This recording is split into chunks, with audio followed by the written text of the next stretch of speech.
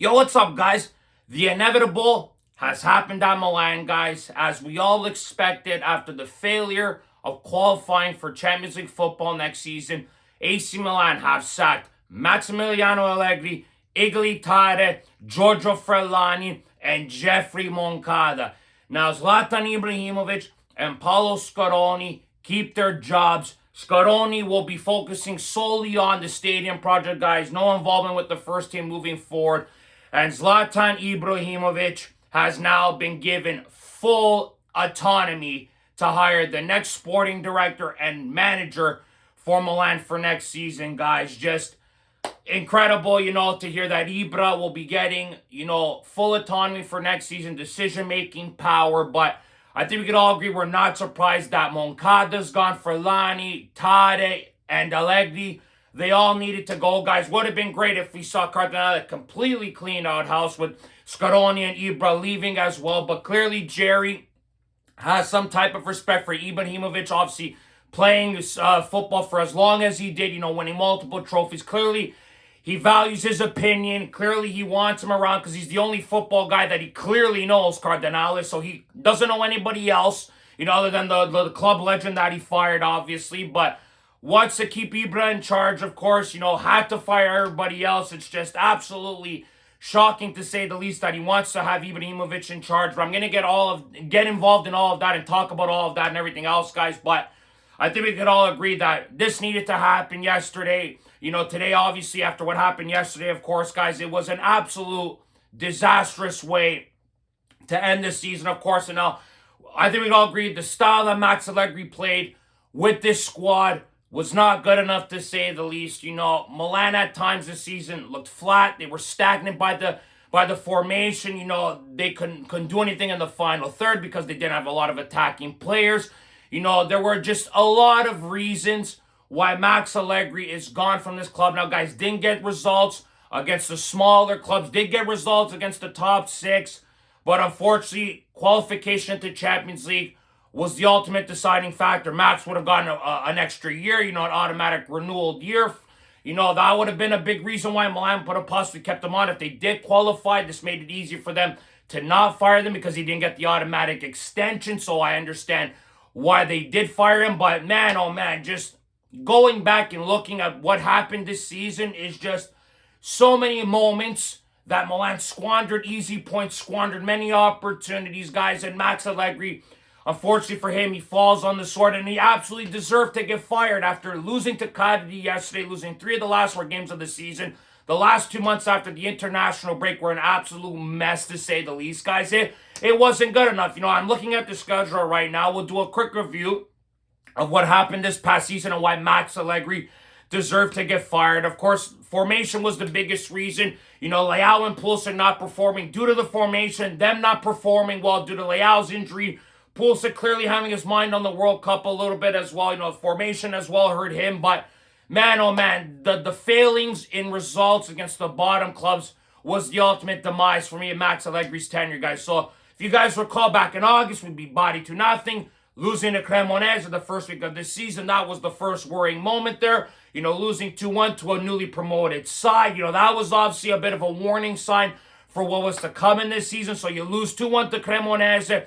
Then you beat Lecce 2-0 in Lecce. Beat Bologna 1-0 off the goal by Modric. Go into Udine, spanked them 3-0. Pulisic started to get his campaign off and running, of course, in Serie A, who scored 2 goals in that game there, guys. Did that as well, I'm pretty sure, against Lecce the week prior. Then you had the Coppa Italia win, where you only had Santi Jimenez's only goal contribution of the season. Just absolutely pathetic to know that Santi Jimenez is the first player in Serie A history to have 10-plus starts and no goals. Just one of those failed signings by the entire group. Moncada, Furlani, of course, those guys there completely botched so many signings. I'll get into that as well, guys. Then you have the 2-1 win against Napoli, where Pervis Estupiñán had gotten the red card, the idiot that he is, of course. Another failed signing, of course, by this management. Then we saw Bartesaghi taking the leading role. Moving forward, of course, then we drew Juve at home, in Juve. Pulisic missed a penalty there. Those were another 3 points squandered there. Beat Fiorentina. Leao had carried Milan to the win there with those 2 goals he scored. Then we had our second worrying result, where we drew Pisa 2-2, guys. Again, another team that got relegated this year, drawing them 2-2, getting out the Kami to score a tying goal late in the game there to bail out Milan and get them that point there. There's another example. You had to get a last-second tying goal there to get the point there, continue your undefeated streak as well, your unbeaten streak. So that was another worrying sign. Then you go to Bergamo, you tie Atalanta 1-1, you beat Roma 1-0. Then this is another game here where you tied Parma 2-2 after being up 2-0 on them. Purvis Estupiñán, had to play in that game because Bartasaghi got hurt. Estupiñán made the two horrendous errors that cost 2 goals that cost Parma to get them a point in that game. So there's another moment there. Then we had beaten Inter 1-0 there, and then beat Lazio 1-0. So those 2 games were good responses after blowing the 2-0 lead to Parma, guys. Then we have the December game against Lazio in the Coppa Italia, where Milan lost 1-0 with that 80th minute goal by Zancagni there. That was right there. I said to myself, okay, you're out of Coppa Italia. You have one tournament now to focus on, and that is Serie A, one league to focus on after losing in the Coppa Italia, and we still failed to qualify for Champions League football. It's so sickening to me, guys. It honestly is. Then we went to Torino where we had Rabiot score that absolute screamer. Milan came back from 2-0 down, found a way to win that game 3-2, guys. Then we drew Sassuolo there, another game, where just another backbreaking result. You have Sassuolo, taking the lead. Milan have to find a way to come back and tie that game there again. Only getting a point, just another game there where you say to yourself, more lost points there. Then you beat Verona 3-0 to end the 2025 year, guys. Up winning that game 3-0 there. And then January hit. We started hearing some news about Mateta, and then Tare saying there's no money. Then we started hearing about Furlani negotiating behind his back. That's when things started to crack a little bit, of course, guys. Milan beat Cagliari 1-0, drew Genoa and Fiorentina, back-to-back games. 2 more games there where you say to yourself, you needed to get results there. You beat Como 3-1 in Como after Fabregas ran his beak a bit, but he ended up having the last laugh and getting it to Champions League, of course, guys. Then you beat Lecce 1-0. Draw Roma and Rome 1-1. That's the end of January. We end up going to Bologna, if you guys recall, spanked them 3-0. Beat Pisa 2-1. Modric had scored the winner there, if you guys recall. Then we had the Magnan Howler against Como, where we tied them 1-1. 3 points right there were lost, guys. That's another game, losing 1-0 at home to Parma to snap our unbeaten streak there. That was an absolute back-breaking game there, losing 1-0 to Parma, guys. Then we beat Cremonese with scoring 2 late goals. Obviously the win against Inter. And then after, guys, this is where things started to take a turn for the worse, guys. After the derby win against Inter, you go to Lazio, of course. All the Lazio fans make me bloody sick. Go to the Olimpico, 60,000 plus strong, against Milan to support their club, and they never showed up for the rest of the season, guys. Just absolutely so frustrating to see Milan lose that game 1-0. Found a way to beat Torino 3-2. They did struggle in that game as well. We had the international break where I had to watch Italy completely rip my heart out of my chest again. Failed to qualify for a 3rd straight World Cup, but then who would have thought that the sporting gods would have said to me, oh, buddy, you haven't seen nothing yet. And then as we know, guys, here comes the downfall in April. 1-0 loss to Napoli, 3-0 loss to Udine, 1-0 win against Verona, 0-0 tie against Juventus, 2-0 loss to Sassuolo, 3-2 loss to Atalanta, 2-1 win against Genoa, and then the ultimate demise, the 2-1 loss to Cagliari yesterday afternoon, guys. Max Allegri has won a lot of things in his tenure, guys. A lot with Juventus, won a Scudetto in 2011 with Milan. But after what I just repeated, the season that they had, it just was not good enough. Allegri deserved to be sacked, guys. Formation wasn't good enough. Didn't tweak it enough. Didn't try a 3-4-2-1. Didn't try a 3-4-3. Only tried the 4-3-3 one time. And then we obviously saw what happened in that game, guys. Losing 3-0 to Udinese there, guys. And then he reverted back to the 3-5-2. Knowing the limitations of this team, we obviously know that Milan, guys, had defensive limitations. The personnel's not great and everything else. But unfortunately, guys, that's still not an excuse. Max Allegri did not do a good enough job. Did not complete the objective sought out that Milan had planned from the start of the season, guys, and he ultimately falls on the sword, just like Igli, Tare, guys. Tare lasting 1 year at the club, got criticized for the signings of Nkunku and Geoffrey, spending $80 million on those two alone, having a month and a half negotiation. Obviously, the best signing he had was obviously Luka Modric, guys. Luka Modric was obviously the unsung hero this season, one of Milan's best players, if not Milan's best player this year, guys, other than Adrian Rabiot and Mike Maignan, obviously, with those three players' futures obviously being up in the air. Now, with Max Allegri being gone, I really feel bad for a guy like Modric, who came to this club, like I said yesterday, showed his loyalty to the shirt, the love that he had for this club growing up, to come and play for Milan for 1 year, play the way he did, and then Milan failed to hold up their end of the bargain and get into Champions League football, guys. Just really sad to see. Tade, unfortunately, those two signings alone probably got him fired with Nkunku and Geoffrey. Those two there did not pan out this season. I blame Allegri for not playing Geoffrey in his natural position. Nkunku, as well, not playing in a natural position, playing in a two-striker formation. Did a lot more playing on the wing, or playing as a trequartista behind the striker. Hopefully, Milan's next manager comes in, and if they do end up keeping both these guys, of course, hopefully they do hire a guy that has a little bit more of an attacking mindset, who likes to play more of attractive football. Of course, I'm going to mention that soon too, but those reasons are why I think Igli Tare was sacked. Obviously, being the guy who hired Allegri as well, those two are showing the door together, and it is obviously justified, guys. There is every reason to say that everybody deserved to get fired. And then don't even get me started about the other two. Let's start off with the rat himself, Giorgio Furlani. And ironically enough, guys, that rat himself got fired on his birthday today on May 25th.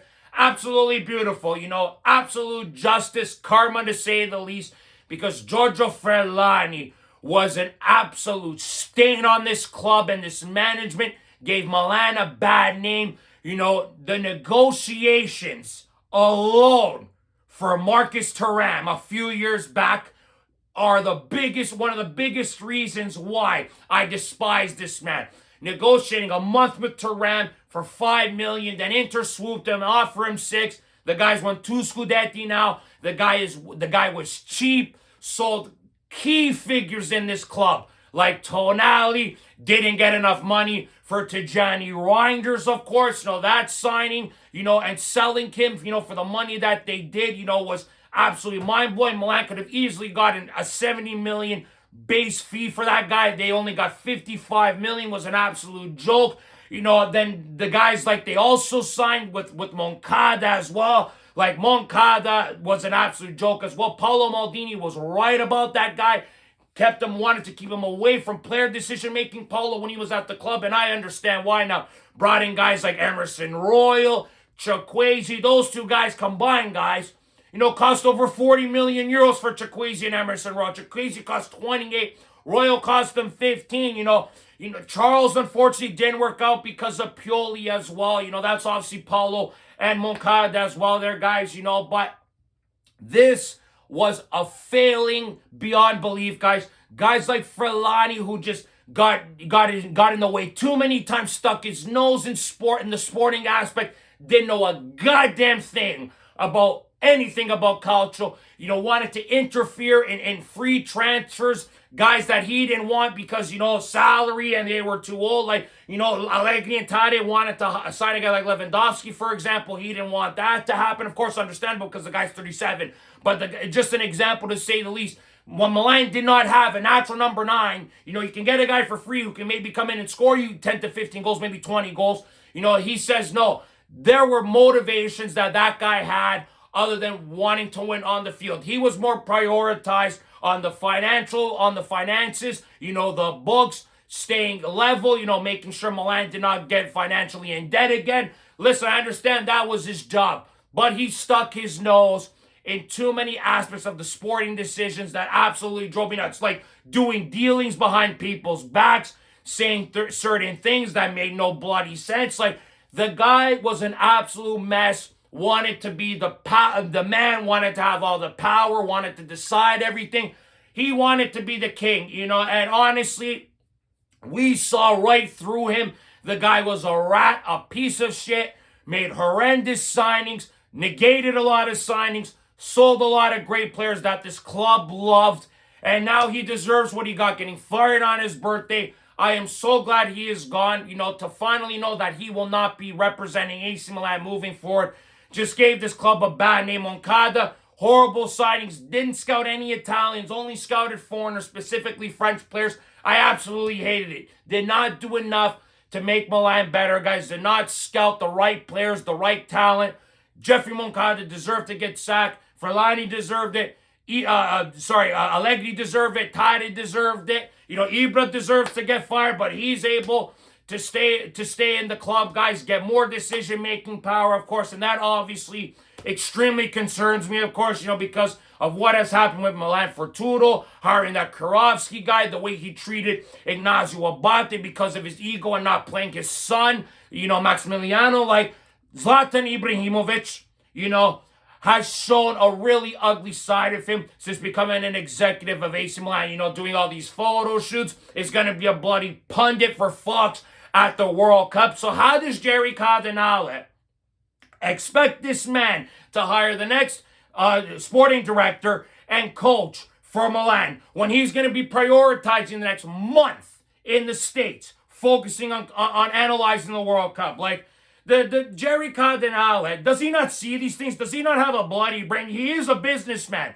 He is smart. The guy has bought AC Milan, for God's sake, so he has made some smart business decisions in his lifetime. But to hire and give Ibra more power, to keep him around, and to let him hire the next sporting director or manager, like Jerry Cardinale, this will be it for him, honestly. If Ibra does not make the right decisions in the next manager and sporting director, he has nobody else to blame now. He will be the scapegoat, Ibrahimovic. He will be the one to blame for everything else, and Cardinale as well. Everything falls on those two now. They have no more scapegoats to cover their ass. Now they have been using scapegoats left and right, guys like Fonseca, who they made him self-announce that they had fired him. They are spineless people. They didn't talk to anybody after the game yesterday. Didn't release a statement about why they lost yesterday.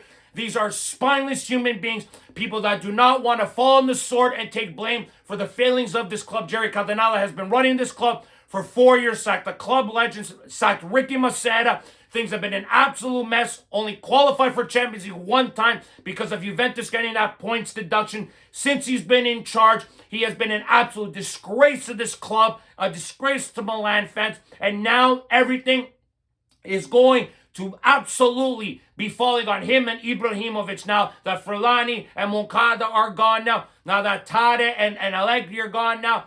Things are all on them now, guys, after they've hired Constanza after firing Fonseca, and they let Constanza leave because he can win them the Coppa Italia. You sacked Pioli after the failings he had as well. Even though he won us the Scudetto, and we had the best period with him in quite some time, of course, guys.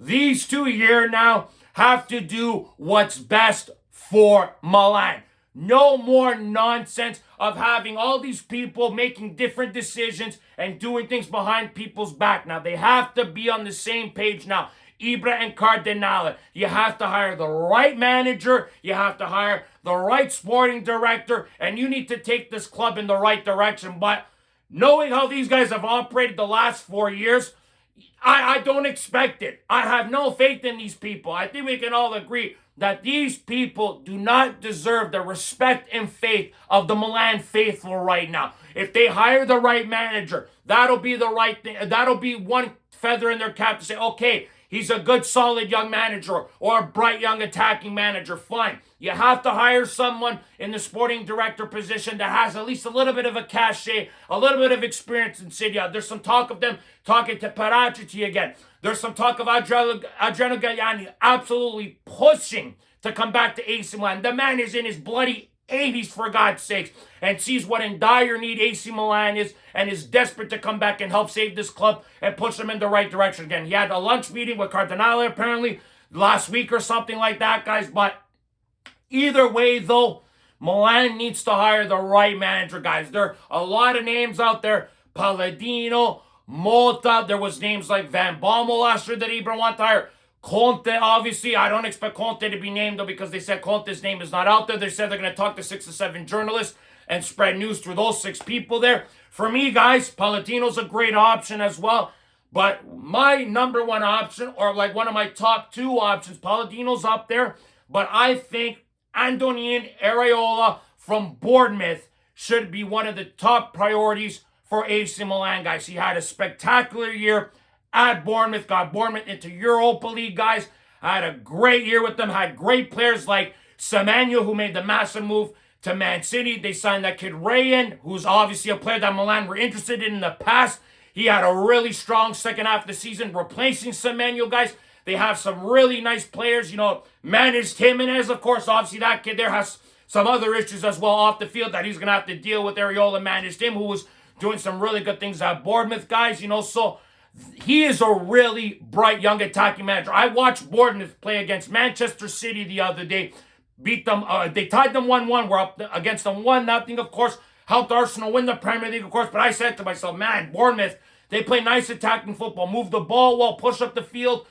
They play good defensively as well, guys. But prioritize attack. And that's what I want to see. Who knows what the future holds for guys like Leao and Pulisic, who clearly struggled this year through injury and being out of position, like I mentioned, of course, in past videos and today, of course. But if you bring in a guy like Areola, who knows what happens? There's rumors that Ibra does not want to sell Leao, but it seems like Leao is more content on leaving because the relationship with the fans is broken, because of all the booing he's been dealing with, of course. So that's understandable why maybe Rafa would want to leave, of course, guys, after being here for as long as he has been, of course. But there are a lot of things, guys, that are going to happen very soon with AC Milan, guys. But we all knew that this was going to happen to Allegri and Tare and Moncada and Furlani. The failed signings by Tare, Furlani, and Moncada. Allegri not getting the job done, not qualifying for Champions League, guys.